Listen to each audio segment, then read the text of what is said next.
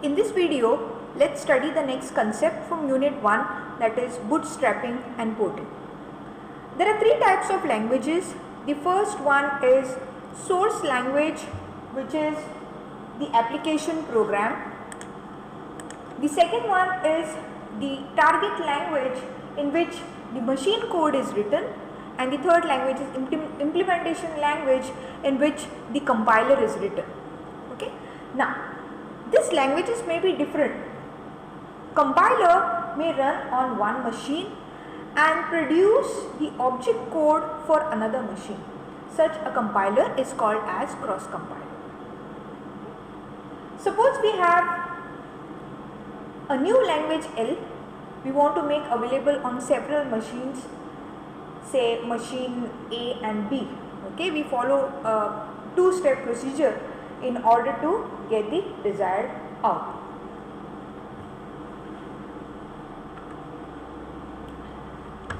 Now, the compiler can be represented in the form of a diagram called as T diagram.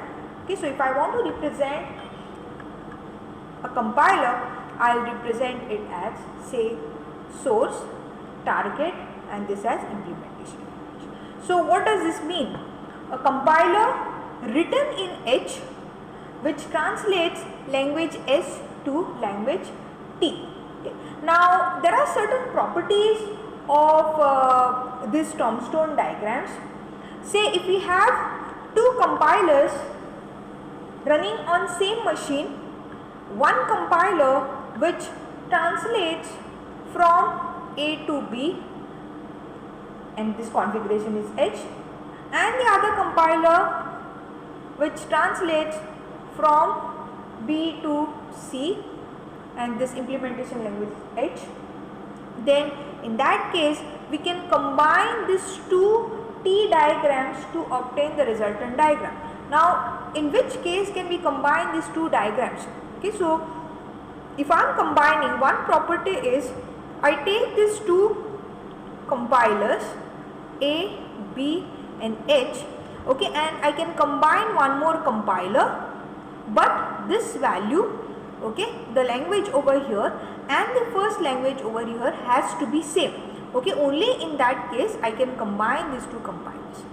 The resultant compiler which is obtained as the output of this combination is A to C on H. A to C on H. Okay, so consider a scenario wherein you are given these two compilers and you are told to obtain this output. Okay, so using the property of combining these two compilers, wherein these languages have to be same. Okay, in that case we can combine these two compilers and get the desired output, that is A to C running on H. Then there is one more property. Say if we have the second property is we can use compiler from machine H to K. Okay, say for example, if I have compiler from machine H to K and say this is M, to translate implementation of another compiler from H to K. Let's say if we have another compiler whose implementation language is A to B running on H. Okay, so just consider that you want to change implementation language of this to K. Okay, so in that case, assuming that this compiler is present, and if you want to change the implementation language of this, there is one more property of combining these two compilers, that is A to B on H, and when you are combining this two languages, that is this language, implementation language over here, and the first language over here of second compiler has to be same. Okay, H to K running on M. Using this, the output to be obtained is, you can draw one T over here. Okay, so the output is this T, wherein this A to B will remain as it is and this K will come over here. So if you see, these two languages and these two languages are same, and that is a result which we obtain. So Our main aim was to change the implementation language of this compiler to K. Okay, and that has been obtained by using this compiler. Fine. So the output of this is A to B on K. A to B on K. Okay, so these are the two properties of tombstone diagrams. The next part is called as bootstrapping. Okay, what is the meaning of bootstrapping? Bootstrapping is a process in which a simple language is used to translate more complicated program, and then that complicated program may in turn handle some more complicated program. Okay, now writing a compiler for say any high level language is a complicated process. Why? Because it takes a lot of time to write a compiler from scratch. Okay, so what we do is, a simple language is used to generate target code in the form of stages. So let's say suppose we want to write a cross compiler for new language, say X. Okay, the implementation language for this compiler say is Y, and the target code being generated is say in language Z. Okay, so that is we create X, Y, Z. Using tombstone diagram, we can represent X to Z on Y.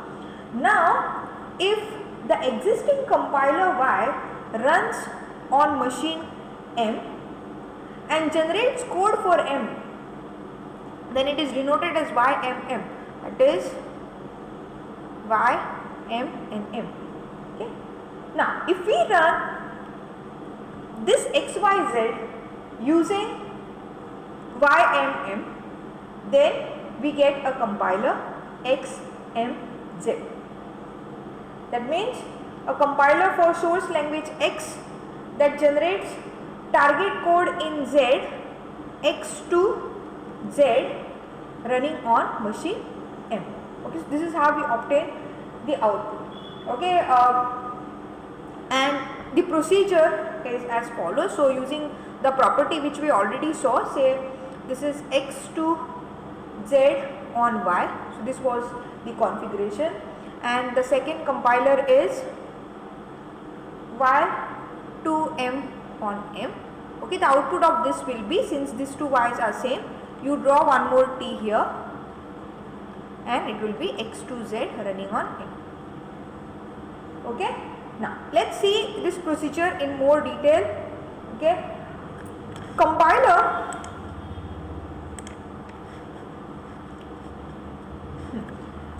which takes C language, okay, and generates assembly language as an output with availability of say machine of assembly language.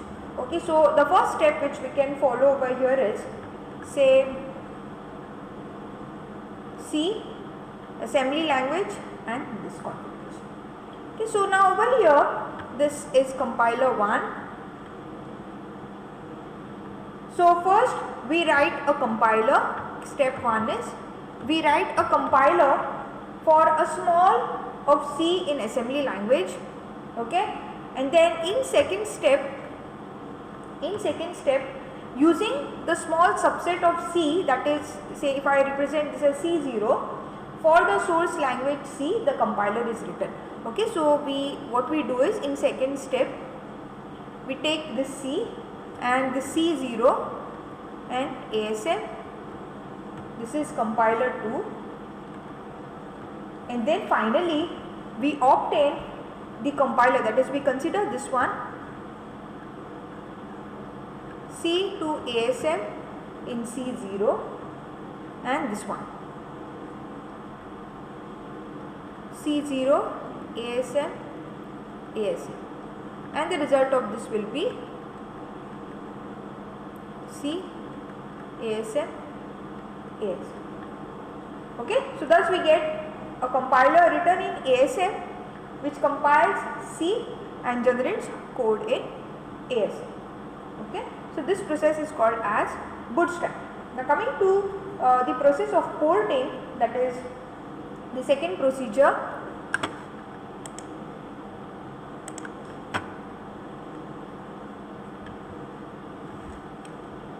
porting.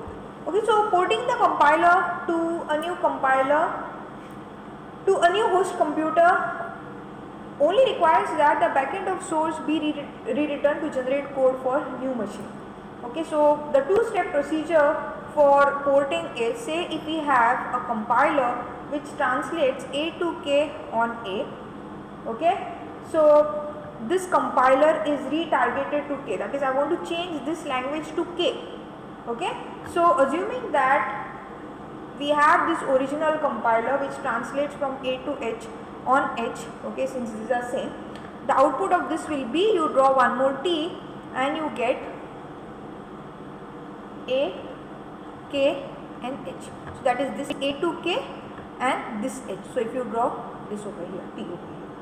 Then what we do is, now if you see this tombstone diagram, this is a cross compiler. This is a cross compiler. So in the next step, what I do is, you take this compiler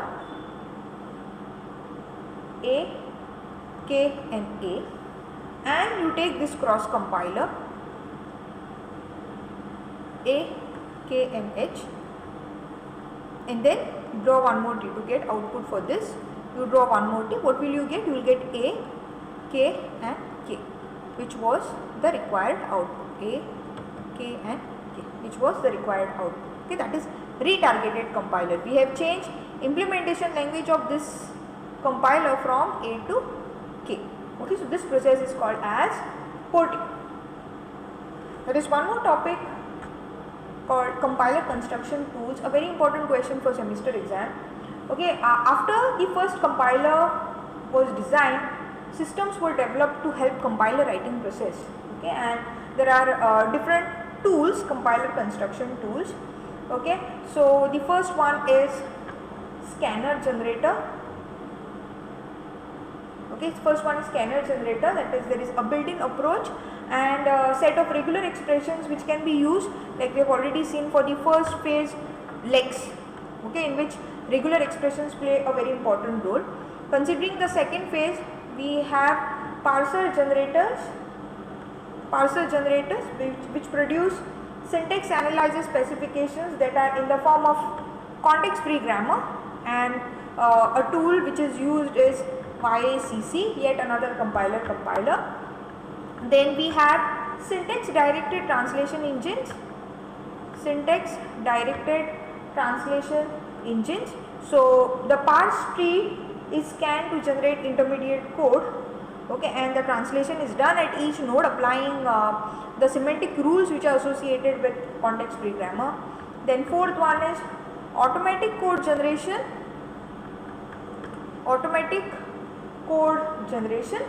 That is the intermediate code which is obtained is converted into equivalent machine language. And the last one is data flow engines.